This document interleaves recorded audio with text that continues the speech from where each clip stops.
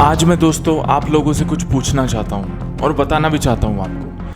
क्या आप किसी ऐसी जगह के बारे में जानते हैं जहाँ साइंस नाम का वर्ड काम नहीं करता है, जहाँ पर कोई साउंड एनर्जी काम नहीं करती है, जहाँ पर हवा आपको अपोजिट डायरेक्शन में फ्लो करती हुई दिखेगी, जहाँ पर 17 बार राजा महाराजा ने हमले करवाए पर फिर भी ये जगह आज बिल्कुल ठीक है, जहाँ पर प्राइम मिनिस्टर इंदिरा गांधी को एंट्री करने से मना कर दिया था।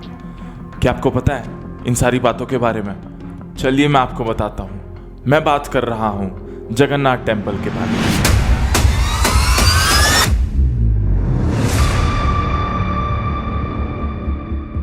ये मंदिर हमारे हिंदू धर्म के 4 पवित्र धामों में से एक है। ये मंदिर हमारे ईस्टर्न कोस्ट पुरी में है। इस मंदिर का निर्माण 12वीं सेंचुरी में गंगा डायनेस्टी के किंग ने किया था। इस मंदिर के अंदर 9 रहस्यमयी बातें हैं जिनका आंसर आज तक कोई नहीं निकाल पाया है। जैसे कि आपने फ्लैग को देखा होगा, वो अपनी डायरेक्शन में लहराता है, पर जगन्नाथ टेम्पल के टॉप पे जो फ्लैग है वो हवा के अपोजिट डायरेक्शन में लहराता है। और इसके टॉप में जो चक्र है, आप इसे भी किसी एंगल से देख लो, आपकी ही साइड में दिखेगा। इस टेम्पल को इस तरह से डिजाइन किया गया है कि इसकी शैडो भी नहीं बनती है। मंदिर के सामने अगर आप खड़े होते हो तो आपको समुद्र की लहरों की आवाज आएगी, पर मंदिर के अंदर जैसे आप जाते हो तो वो आवाज बिल्कुल गायब हो जाएगी, बाहर का कुछ सुनाई नहीं देता। वैसे तो हमारे समुद्री तट पर हवा दिन के समय समुद्र से भूमि की ओर चलती है और शाम में भूमि से समुद्र की ओर, पर यहाँ पर ये चीज एकदम उल्टी है, एकदम रिवर्स है। कोई भी पक्षी, एरोप्लेन, हेलीकॉप्टर इसके ऊपर फ्लाई यानी नहीं उड़ सकता है। आपने देखा होगा जितने भी मॉन्यूमेंट्स हैं, टेम्पल हैं, जो भी हाइट वाली प्लेस पर होते हैं, वहाँ पर बर्ड्स जाकर बैठ जाती है, पर हमारे जगन्नाथ टेम्पल में आज तक कोई भी पक्षी नहीं बैठा है जाके ऊपर।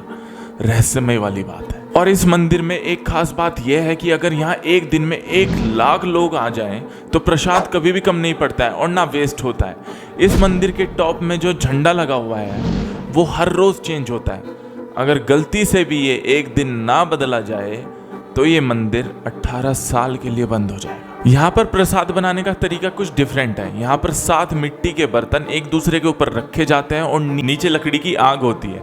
और शॉकिंग वाली बात यह है कि सबसे टॉप में जो बर्तन होता है वो सबसे पहले पकता है और नीचे वाला जो होता है वो आखिरी में पकता है। वरना देखा जाए तो पहले नीचे वाला पकेगा फिर ऊपर वाला। ऐसा कैसे? कहा जाता है कि जब श्री कृष्ण जी अपने शरीर को छोड़े थे तो उनका शरीर खत्म हो गया था, पर उनके दिल को कुछ भी नहीं हुआ था, वो बचा रह गया था। कहा जाता है कि जब श्री कृष्ण जी सोमनाथ टेम्पल में विश्राम कर रहे थे तभी एक ज़ारा नाम का शिकारी उनके पैरों पर तीर मार देता है। असल में उसे लगता है कि वहाँ पर कोई हिरन है जिसका वो शिकार करना चाहता था, पर उसी तीर के लगने की वजह से श्री कृष्ण जी अपने शरीर को छोड़ते हैं।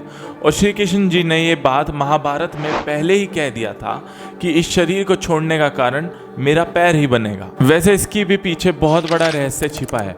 कमेंट बॉक्स में बताइए अगर आप इसके बारे में जानना चाहते हैं तो। और कहा जाता है कि भगवान श्री कृष्ण का दिल आज भी जगन्नाथ टेम्पल में है और यहाँ पे 12 साल में मूर्ति को बदला जाता है। जिस दिन ये काम होता है उस दिन ओडिशा गवर्नमेंट उस जगह ये इलेक्ट्रिसिटी कट कर देती है ताकि इसे कोई ना देख पाए।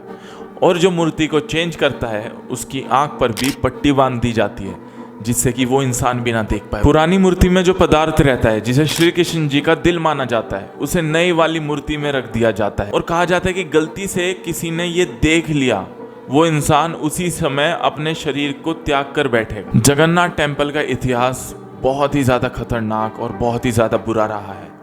विदेश के टेररिस्ट, मुगल के राजा और महाराजाओं ने 17 बारी हमला करवाए हैं जगन्नाथ टेम्पल को बर्बाद करने के। पहला हमला 1340 में हुआ, सुल्तान लियास शाह ने करवाया। दूसरा हमला 1360 में हुआ, दिल्ली के सुल्तान फिरोज शाह तुगलक ने करवाया। तीसरा हमला 1509 में हुआ, बंगाल के सुल्तान अलाउद्दीन हुसैन शाह के कमांडर इस्माइल गाजी ने किया, पर प्रताप रुद्र देव ने इसे हरा दिया। चौथा हमला 1568 में हुआ, काला पहाड़ा नाम के एक अफगान हमलावर ने किया। पांचवा हमला 1592 में हुआ, ये ओडिशा के सुल्तान ईशा के बेटे उस्मान और कुट्टू खान के बेटे सुलेमान ने किया। छठा हमला 1601 में हुआ, बंगाल के नवाब इस्लाम खान के कमांडर मिर्जा खुर्राम ने किया। 7वां हमला ओडिशा के सूबेदार हाशिम खान ने किया। फिर 1608 में जगन्नाथ मंदिर के मूर्तियों को दोबारा से लाया गया। 8वां हमला हाशिम खान के सेना में जो काम करने वाले थे एक हिंदू जागीरदार ने किया।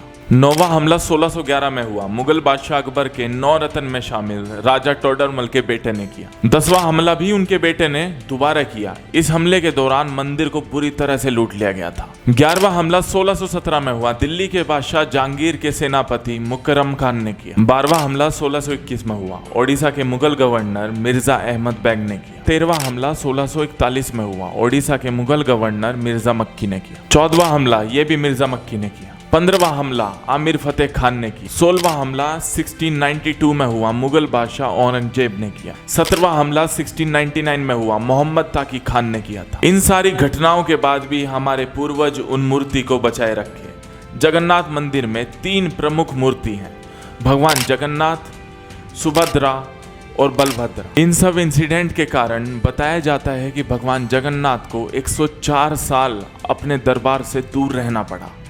इन सभी अटैक की वजह से ही हमें बहुत सारी रेस्ट्रिक्शंस हैं जगन्नाथ टेम्पल में एंट्री करने के लिए। यहाँ पर सिर्फ सनातनी हिंदू ही आ सकते हैं। अगर आप हिंदू नहीं हो तो आपकी एंट्री यहाँ पे नहीं होगी। और ये चीज़ टेम्पल के बाहर शिलापत में 5 लैंग्वेज में लिखी गई है, इंग्लिश, हिंदी, बंगाली, उड़ीसा और उर्दू। भले ही आप कितने भी बड़े इंसान हो, आप बताओ प्राइम मिनिस्टर से बड़ा तो कोई भी नहीं हो सकता। यहाँ पर प्राइम मिनिस्टर इंदिरा गांधी तक को भी एंट्री नहीं मिली थी क्योंकि वो हिंदू नहीं है।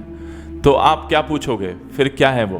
पुजारियों के मुताबिक इंदिरा गांधी हिंदू नहीं पारसी हैं। और आपको बता दें कि इंदिरा गांधी, राजीव गांधी, प्रियंका गांधी को सरनेम जवाहरलाल नेहरू जी ने नहीं, फिरोज गांधी से मिला था। क्योंकि इंदिरा गांधी हिंदू परिवार के है, नेहरू की लड़की है, परंतु वो दूसरी धर्म को पति को शादी किया है तो उसी परंपरा को चले गए, इसी धर्म को चले गए। वो हमारा सनातन धर्म की मनु संहिता आदि सब शास्त्र की विचारधारा है। एक लड़की अपने लड़के के घर को जब चले जाते हैं तो लड़के के घर की इनका परंपरा कुल गोत्र को परिवर्तित हो जाता है।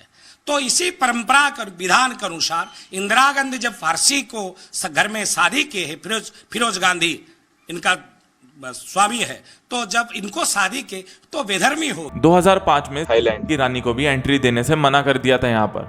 2006 में स्विट्जरलैंड की एक नागरिक ने डोनेशन के रूप में 1,78,00,000 डोनेट किए, पर फिर भी उन्हें एंट्री नहीं मिली।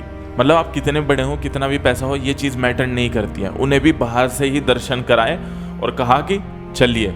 इस मंदिर के साथ जो भी घटनाएं हुई हैं उससे हमें सीख भी मिलती है कि अगर कोई चीज़ है हमारी और दूसरा उसे लेना चाहता है, उसे बर्बाद करना चाहता है, तो आपको हर कीमत में उसे बचाना है, आपकी जिम्मेदारी है। दोस्तों वीडियो कैसी लगी ज़रूर बताइएगा और अगला टॉपिक कमेंट बॉक्स में लिखिएगा जिससे मुझे मदद मिले कि मैं आपके लिए क्या वीडियोज़ ला सकूं।